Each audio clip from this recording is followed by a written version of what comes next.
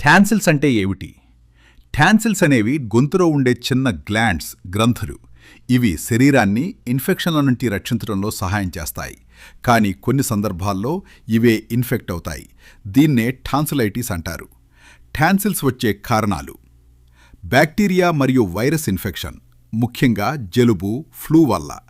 చల్లని పదార్థాలు ఎక్కువగా తినడం, ఐస్ క్రీం, చల్లని నీరు, ధూళి మరియు కాలుష్యం.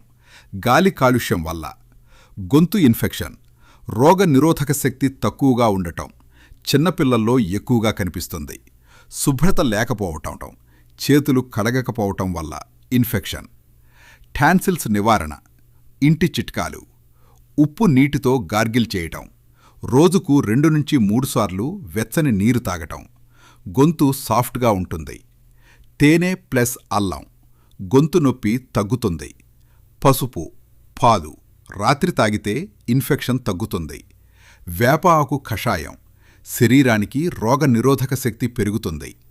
వైద్య చికిత్స: డాక్టర్ సూచనతో యాంటీబయాటిక్స్ ఎక్కువగా వస్తే టాన్సిల్ సర్జరీ అవసరమైతే మాత్రమే.